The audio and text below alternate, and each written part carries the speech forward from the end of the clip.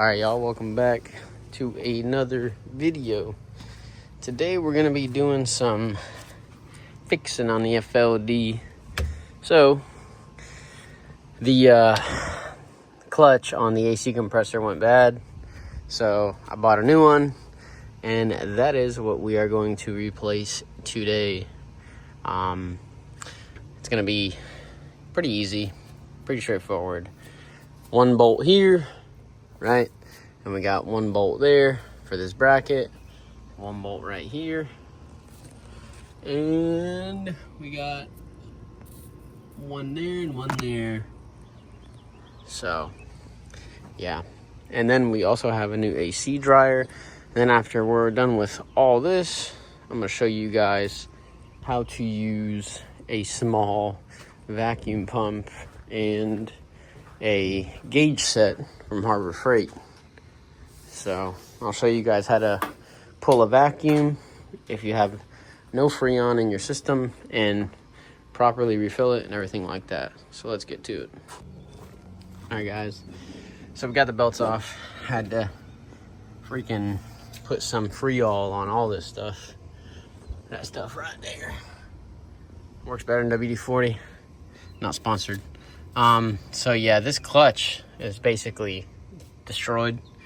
So yeah, freed up the little adjustment bolt up there, loosened this a little bit.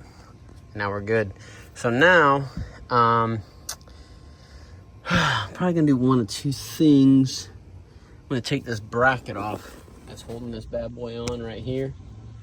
So it's just 4 bolts, but I'm gonna undo this right here for the lines, and then we should be good to go. Take it off, replace it, and throw the belts back on, dryer, and then bing, boom, bam.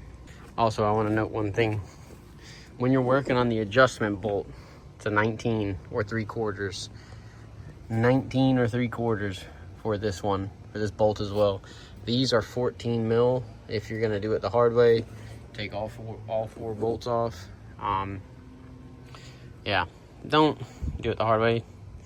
If you got this style setup, it's like a newer setup they did back in the day. Just take off these 4 bolts back here, and then you'll be good. All right, y'all. So we got the new compressor, we got the bracket on. I got some new bolts from Tractor Supply. Fun fact, if y'all didn't know, man, so back in the day, before my time, when these trucks were a new thing, I guess they had this freaking bracket right here. It was a conversion from the York style back in the day. And it would be so nice if I could find the other bracket that goes on a motor, and then I could find this, because this thing doesn't seem to have any issues, because you see it mounts here, it mounts there on the bottom 4, it holds it tight. Well, this thing is heavy. And then 4 mounting holes on the back that connects to the bracket.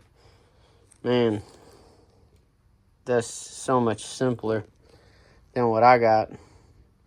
I got bolts that break all the freaking time, dude. So, that sucks. But let's get this bad boy back together with these new bolts. Slap her on, fill her up, and see if it works. All right, y'all. New compressor is in, and then new AC dryer is also in. Remember, when you do buy these, replace the seals. This comes with new seals. This also comes with new seals, but the lines that go on the top right here, left and right, those don't come with new seals. So buy a little seal kit. It's an Alliance kit. I bought 2 just so I have a spare. But here's your part number. Bam. Comes with freaking all the O-rings. So yeah, now what we did is we hooked up red, blue. We opened these up all the way. Okay. Hooked it up to the vacuum pump. This is like a cheap $130 pump. You got the Harbor Freight little membership, you get it for about $109, right? So you put your red, your blue there, twist them on, and then you turn it on right here, and then you want to pull a vacuum. You see it's pulling a vacuum right there at -30 or so. You want to leave this for about 30 to 45 minutes. And then what you want to do is after 30 to 45 minutes, turn it off, and you want to watch that gauge. If that gauge goes back to 0 once you've turned off the vacuum pump, right, that means you have a leak somewhere in your system, and it's not going to hold a vacuum.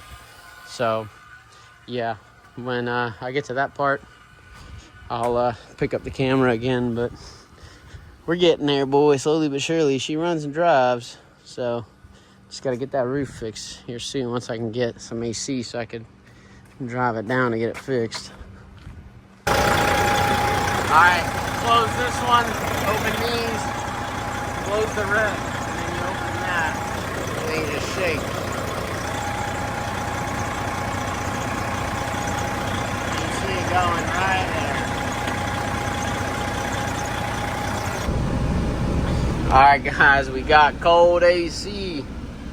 Woo! Thank God. Hell yeah. This thing ain't had AC in so long, dude. Oh, that feels amazing. My truck, the AC's going out too. I need to refill mine. But, yeah. God, it feels good. Now I can go drive this bad boy down, get her fixed, and she'll be chilling. Next thing on the list is we got to replace the air dryer because it's leaking too, and got to replace these belts. But the purge valve on the bottom is going bad.